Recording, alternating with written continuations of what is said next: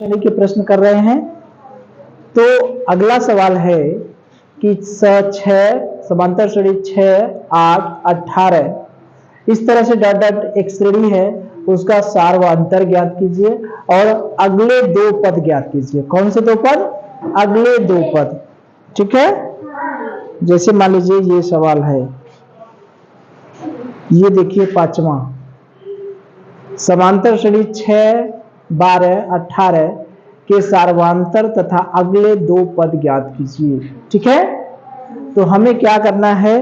सार व अंतर भी ज्ञात करना है और अगले दो पदों को ज्ञात करना है। तो सार व अंतर ज्ञात करने के लिए हम लोग जानते हैं कि सार व अंतर, अच्छा एक चीज जानते रहिए कि प्रथम पद का संकेत क्या है, ए, और सार व अंतर का संकेत है डी। तो हमें सार व अंतर निकालना है अगर, तो हम लोग सार व अंतर निकाल चुके हैं। कैसे? दो पद को ले लीजिए, अगले पद में से पिछला पद घटा दीजिए, ऐसे ही निकालते हैं ना। सार व अंतर निकालने के लिए दो पद को ले लीजिए, अगले पद में से पिछला पद घटा दीजिए, यानी 8 में से 6 घटा दिए, क्या आ गया? 2। इस सार व अंतर का संकेत क्या है? डी। डी की वैल्यू क्या हो गई? 2। ठीक है, तो अगला पद निकालना है हमें। ठीक है, ये 6, 8, 18 कुछ गड़बड़ी हो गई क्या? देखें,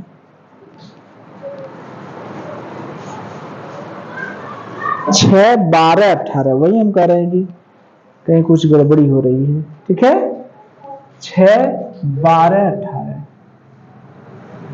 क्या है? 6, 12, 18। ठीक है, तो 12 में से क्या घटा देंगे? 6, तो सार व अंतर क्या आ गया? 6। ठीक है,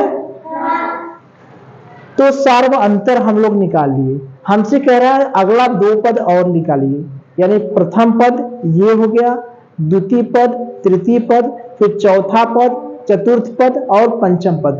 3 ठो तो दिया है, उसके आगे का निकालना है दो पद। नहीं निकाल सकते क्या? क्या करना है हमें? सर्वांतर क्या है? 6। 6 में 6 जोड़ दीजिए, क्या आ गया? 12। 12 में 6 जोड़ दिए, क्या आ गया? 18। 18 में फिर 6 जोड़ देंगे, क्या आ जाएगा? क्या आ जाएगा? 24। Very good. और 24 में फिर 6 जोड़ देंगे, क्या आ जाएगा? 30। तो आगे का दो पद नहीं निकाल सकते? दो पद नहीं, हम तो 4 पद निकाल सकते हैं। नहीं निकाल सकते क्या?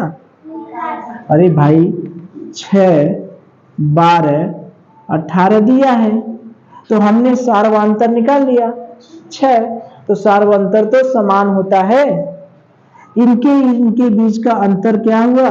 6। इनके बीच का अंतर क्या हुआ? 6। इनके और जो अगला होगा उसके बीच का अंतर क्या होगा? 6। पहले में 6 जोड़ दिए, अगला मिल गया। अगले में इसमें 6 जोड़ दिए, अगला मिल गया। इसमें 6 जोड़ देंगे, अगला मिल जाएगा। तो अगला में कितना होगा? 18 में 6 जोड़ दिए, क्या हो गया? 24।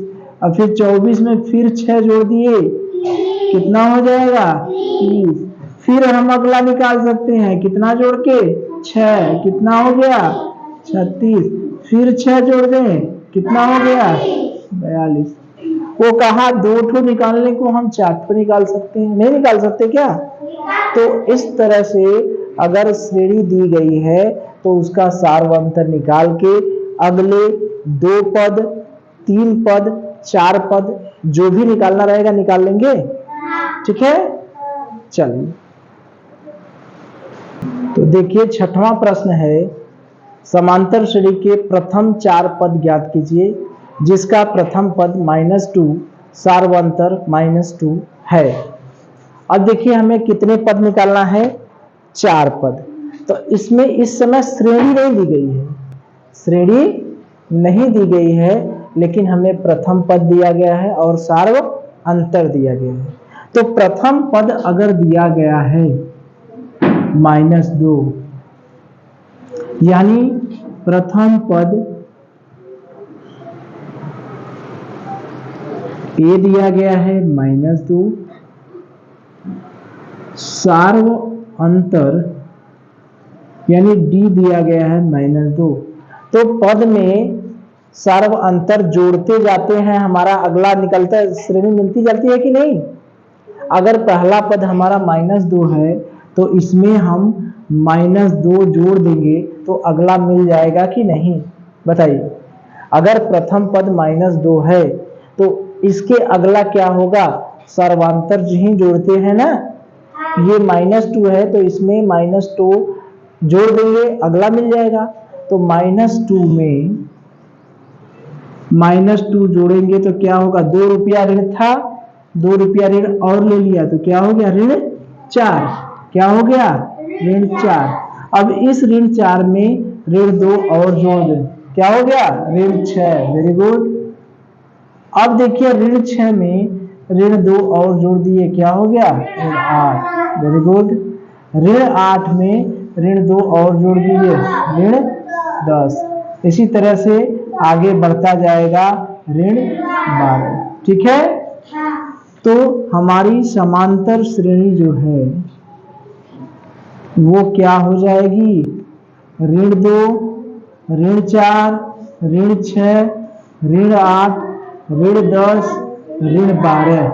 हमें कितने पद निकालने हैं, 4 पद।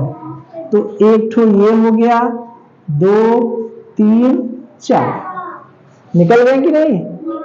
पहला -2, दूसरा -4, तीसरा -6, चौथा -8 और पांचवा -10।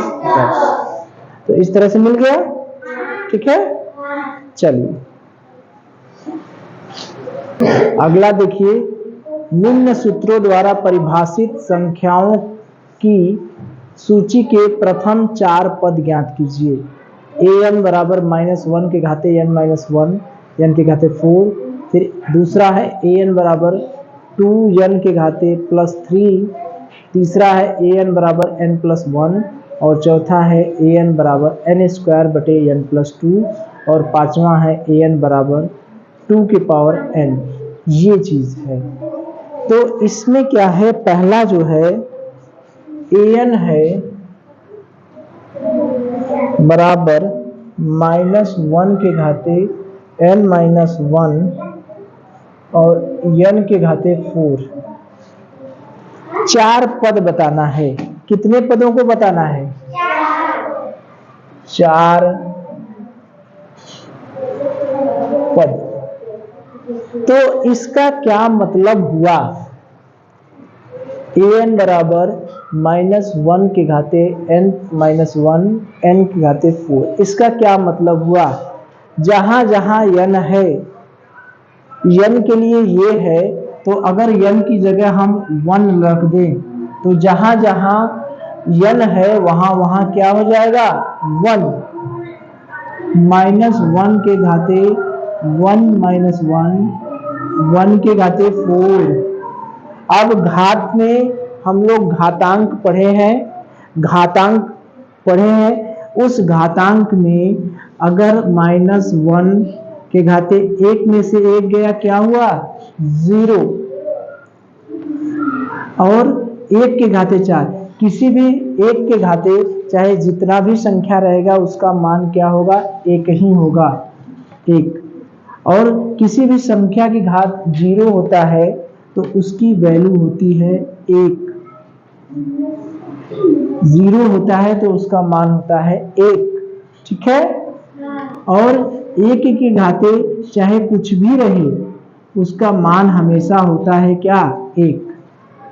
तो यहां पर हो गया 1, 1 यहां, 1 यहां, यानी 1 गुणे 1, यानी इसकी वैल्यू क्या हो गई, 1। ठीक है। तो पहला मान हो गया 1। दूसरा मान देखें, 2 रखे, कितना रखे, 2 रखे। तो यहां पर -1 के घाते n की जगह क्या हो जाएगा, 2 ऋण 1, यहां 2 के घाते क्या होगा, 4। जहां जहां n है वहां वहां एक रख दिए, एक रख निकालने के लिए यहाँ पर 2 रख देंगे, चूंकि 4 ठो निकालना है तो पहला 1 रखेंगे, फिर 2 रखेंगे, फिर 3 रखेंगे, फिर 4 रखेंगे। तो 2 रखेंगे तो क्या होगा, -1 के घाते 2 में से 1 गया 1 और 2 के घाते 4। 2 के घाते 4 का मतलब हुआ 2 का कितनी बार गुणा, 4 बार गुणा। तो 2 का 4 बार गुणा करेंगे, 1 2 3 और 4। 2 दूना 4 और 2 दूना 4, 4 चौक का क्या हुआ 16, क्या हो गया 16। और ऋण 1 के घाते अगर सम होता है तब क्या होता है, ऋण के घाते अगर कोई सम संख्या है तो उसका वैल्यू होता है -1 और ऋण 1 के घाते अगर कोई विषम है तो उसकी वैल्यू होती है -1। तो एक सम है कि विषम है, विषम है, क्या है विषम। सम माने जिसमें 2 से भाग चला जाए, सम माने जिसमें 2 से भाग चला जाए। तो 1 के घाते 1 में 2 से तो भाग जाएगा नहीं, तो विषम है, तो इसका मान हो गया ऋण 16। 2 का मान क्या हो गया ऋण 16। ठीक है, तो पहला हो गया 1 और दूसरा हो गया ऋण 16। अब तीसरा निकालें, 4 ठो निकालना है ना, 3 का मान निकालें। अब 3 का यहां क्या रखें 3, -1 के घाते यम की जगह क्या रखेंगे 3 ऋण 1, यहां 3 के घाते 4। तो -1 के घाते 3 में से 1 गया, क्या बचा 2 और 3 का 4 बार गुणा करेंगे, 3 का 4 बार गुणा करेंगे तो 3 3 के 9, 9 9 81। 3 के घाते 4 का मतलब 3 का 4 बार गुणा, 3 त्रिक के 9, 3 त्रिक के 9, 9 9 81, 81 आ गया। लेकिन ये देखिए -1 के घाते यहाँ पर सम है, तो सम है तो क्या होगा धन की ऋण धन, तो 81 हो गया ये A3 का मान। तो तीसरा मान क्या हो गया 81। चौथा मान देखें, चौथा मान का मतलब क्या निकाल रखेंगे, एक की जगह क्या रखेंगे 4, क्या रखेंगे 4। ऋण 1 के घाते 4 ऋण 1 यानी 4 के घाते 4, -1 के घाते 4 में से 1 गया 3 और 4 का 4 बार गुणा, 4 के घाते 4 का मतलब 4 का 4 बार गुणा, 4 चौक का 16 गुणे 16, 16 छक्का 96, 16 16 200, 16 9 25, 256। तो 256। अब यहाँ देखिए ऋण 1 के घाते 3 यानी क्या है विषम है, तो विषम है तो क्या होगा ऋण 256। तो चौथा मान क्या हो गया ऋण 256। तो 4 पद कौन कौन होंगे, पहला मान क्या आया 1, दूसरा मान क्या आया ऋण 16, तीसरा मान क्या आया 81 और चौथा मान क्या आया 256। तो इस तरह से जहां जहां यन है वहां वहां 4 ठो निकालना है। तो एक बार 1 रख दीजिए, फिर 2 रख दीजिए, फिर 3 रख दीजिए, फिर 4 रख दीजिए। ठीक है, चलिए इसी तरह से देखिए ये कर लीजिएगा an बराबर 2n + 3 और तीसरा और चौथा और पांचवा, इसी तरह से ये मान रख के कर लीजिएगा। ठीक है, 8वां देखिए सिद्ध कीजिए an बराबर 3n² - 5 द्वारा परिभाषित अनुक्रम समांतर श्रेणी में है या नहीं। इसको हमको चेक करना है कि यह समांतर श्रेणी है या नहीं, चेक करना है। ठीक है, तो क्या करेंगे इसको, इसका 1 2 3 4 3 4 ठो पद निकाल लें, फिर वो देखें कि वो क्या क्रम बना रहा है। अगर वो क्रम बना रहा है, अगर सर्वांतर समान है तो समांतर श्रेणी में होगा, और नहीं बना रहा है, नहीं रहेगा तो नहीं। तो 4 पद हम निकालें, 4 पद 3 पद 2 4 निकाल लें तब ना पता चलेगा। मान लीजिए हम 4 पद निकाल सकते हैं या 3 पद भी निकाल सकते हैं, ठीक है।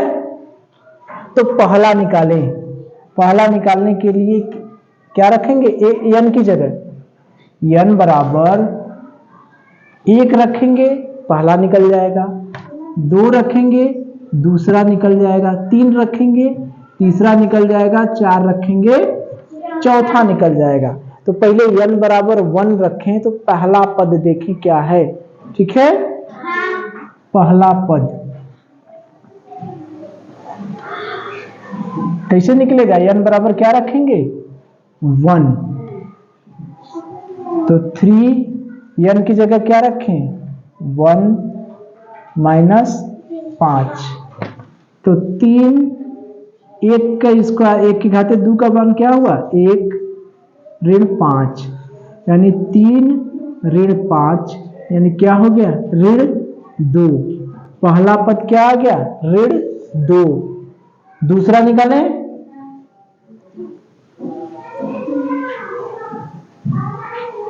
दूसरा पद 3 2 का स्क्वायर ऋण 5, तो 3 2 दूना क्या हो गया 4, 2 के घाते 2 यानी 2 का कितनी बार गुणा 2 बार, यानी 2 दूना 4 ऋण 5, 4 तिहाई 12, 12 में से 5 गया क्या बचा 7,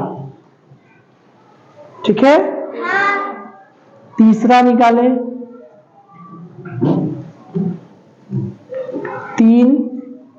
3 के घाते 2 ऋण 2 निकाले।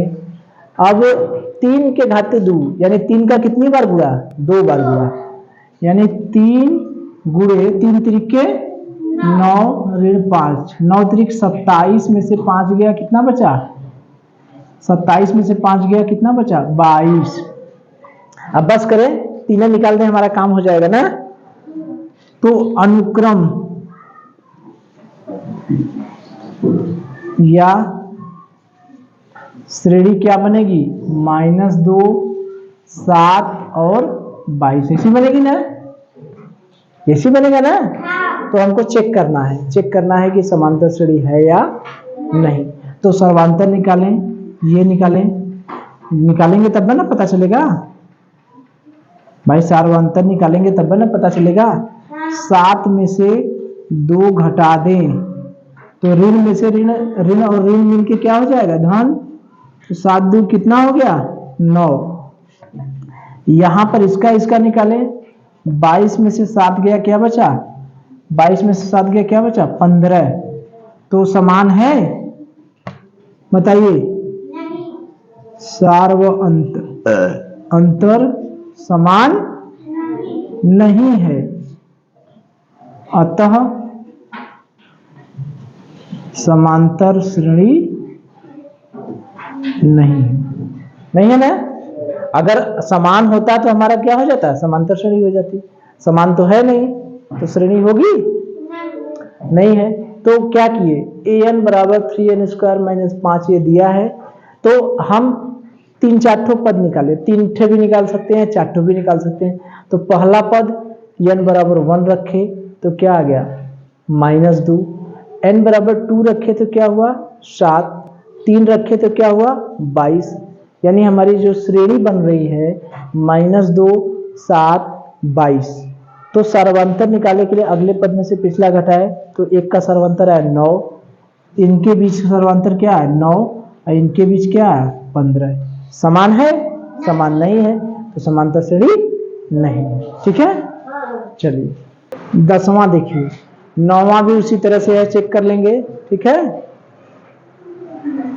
9वां है an बराबर 2n स्क्वायर प्लस 1, परिभाषित कीजिए कि समांतर श्रेणी है या नहीं। 10वां देखिए, ये 10वां सिद्ध कीजिए n वें पद 3 + n/4 द्वारा परिभाषित अनुक्रम समांतर श्रेणी में है, इसका सर्वांतर भी ज्ञात करना है। यानी ये हमको पहले चेक करना है फिर उसका सर्वांतर भी ज्ञात करना है। ठीक है, तो ये है n पद का है 3 + n/4।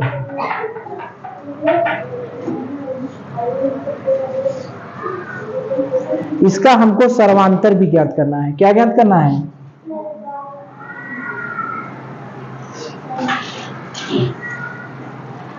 सर्वांतर। इसका मतलब समझ रहे हैं कि n बराबर क्या रखेंगे? पहले 1 2 3 4, 3-4 ठो रख के हम निकाल सकते हैं कौन कौन है पद ना।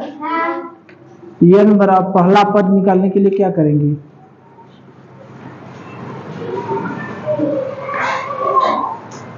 पहला पद निकालने के लिए n बराबर 1, यानी n का मान कितना रखेंगे? 1।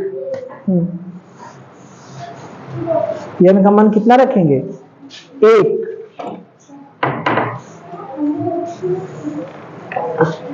ठीक है, तो ये पहला पद के लिए n बराबर 1 रख दिए, तो n का 1 रखने पर 3 + 1/4, यानी 4/4, यानी कितना हो गया? 1। दूसरा पद निकालने के लिए क्या करेंगे? n का मान कितना रखेंगे? कितना रखेंगे? 2। कितना रखेंगे? 2। दूसरा पद निकालने के लिए n का मान 2, यानी 3 - 2/4, यानी 5/4। ठीक है, पहला आ गया 1 और दूसरा हो गया 5/4। अब तीसरा पद क्या होगा? क्या रखेंगे? n बराबर 3, यानी 3 - 3/4, n की जगह क्या रखेंगे? 3। तो 3 3 कितना हो गया? 6/4। ठीक है, अब देखिए हमारी श्रेणी क्या बनी है? 1 5/4, 6/4, इस तरह से बनेगी। अब हमको क्या देखना है? सार्वअंतर निकालना है। सार्वअंतर मतलब इन दोनों का अंतर निकालना है। तो सार्वअंतर निकालें तो क्या होगा? किसमें से किसको घटाएंगे? 5/4 में से किसको घटाएंगे? 1 को। 5/4 में से किसको घटाएंगे? 1 को।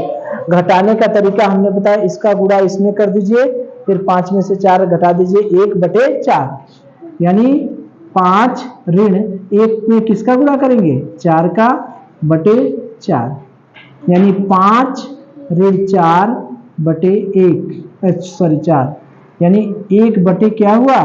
4। इनके बीच का अंतर क्या हुआ? 1/4। अब इसके बीच का अंतर देखिए, हमारा आंसर तो 8 आ गया। आ गया ना? चूंकि हमें सार्वअंतर निकालना था, तो अगले पद में से पिछला पद घटा दीजिए, यही ना था। चूंकि ये पहले से ही दिया था कि यह समांतर श्रेणी में है, समांतर श्रेणी में है, तो समांतर श्रेणी में है तो पहला पद हमने निकाल लिया, दूसरा पद निकाल लिया, तीसरा पद निकाल लिया। अब इन दोनों का अंतर ले ले, यही हमारा सार्वअंतर हो गया। सार्वअंतर कितना आ गया? 1/4। चूंकि प्रश्न में पहले से ही दिया है कि यह समांतर श्रेणी में है, तो n बराबर 1 रख दिए, पहला पद निकल गया, 2 रख दिए, दूसरा पद निकल गया, 3 रख दिए, तीसरा पद निकल गया। तो क्या हो गया? 1 5/4 और 6/4। ठीक है, फिर श्रेणी क्या हो गया? 1 5/4 और 6/4। सार्वअंतर निकालना है, अगले पद में से पिछला पद घटा दीजिए, यानी 5/4 में से 1 को घटा दिए, हमारा क्या आ गया? 1/4। ठीक है, चलिए देखिए, इसमें जांच करना है। किसी अनुक्रम की संख्याओं की सूची में निम्न सूत्रों द्वारा परिभाषित हो तो जांच कीजिए कि क्या यह समांतर श्रेणी में है। देखिए 4-5 ठो है। Tn बराबर 5 + 6n, Tn बराबर 3n - 2, Tn बराबर 2n² + 1। तो इस तरह का प्रश्न हम लोग किए हैं, तो हम एक ठो कर दे रहे हैं, पहला या दूसरा। मान लीजिए हम दूसरा कर दे रहे हैं। देखिए इस तरह का सवाल है, Tn बराबर 3n - 2। ये जांच करना है कि समांतर श्रेणी है या नहीं। ठीक है, जांच करना है। तो इस तरह का सब सवाल हम लोग किए हैं कि n बराबर 1 रखेंगे तो कौन सा पद मिलेगा, पहला पद मिलेगा। 2 रखेंगे तो कौन सा मिलेगा, दूसरा पद। 3 रखेंगे तो कौन सा पद मिलेगा, तीसरा पद। इसी तरह से 4 रखेंगे तो कौन सा पद मिलेगा। तो 2-3 ठो रख दें, हम कुछ चेक कर सकते हैं। रख दें, पहला पद, दूसरा पद, तीसरा पद मिल जाएगा।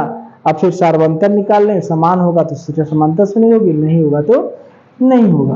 तो n बराबर 1 रखने पर T1 3, n की जगह क्या रखेंगे 1, 3 इकाई 3 माइनस 2 यानी क्या आ गया 1। पहला पद क्या आ गया 1, पहला पद क्या होगा 1। अब दूसरा पद देखें T2, n का मान क्या रखेंगे 2, 3 गुणे 2 माइनस 2, 3 दूनी 6 माइनस 2 यानी कितना हुआ 4। कितना हुआ 4। तीसरा पद देखें, n का मान कितना रखें 3, 3 गुणे 3 माइनस 2, 9 माइनस 2 यानी कितना हुआ 7। एक आध थोड़ा और निकाल दें कि बस करें। चलिए चौथा पद देखिए, n का मान कितना रखेंगे 4। तो 3 गुणे n की जगह 4 माइनस 2, 3 चौका 12 ऋण 2 यानी कितना हो गया 10। तो हमारी जो श्रेणी बनी वो क्या बनी, पहला पद क्या है 1, दूसरा पद 4, तीसरा 7, चौथा 10। अब हमको ये चेक करना है, तो चेक करने के लिए क्या निकालेंगे बताइए, सार्व अंतर। इसके बीच का अंतर देखिए, अगले में से पिछला घटाते हैं ना, तो 4 में से 1 गया, कितना बचा 3। तो यहां पर सर्वांतर क्या आया 3। इसके बीच का अंतर निकालिए, 7 में से कितना घटाएंगे 4, कितना आया 3। इसके बीच का अंतर निकालिए, 10 में से कितना घटाएंगे 7, कितना अंतर आया 3। सर्वांतर क्या है, सर्वांतर क्या है, वेरी गुड, समान। तो समांतर श्रेणी है या नहीं, समांतर श्रेणी, ठीक है। तो ये हो गया। तो इस तरह से n करके अगर कोई लिखा रहेगा, चेक करना होगा तो चेक कर लेंगे, सार्वंतर निकालना रहेगा निकाल लेंगे, 4 पद निकालना रहेगा निकाल लेंगे। चलिए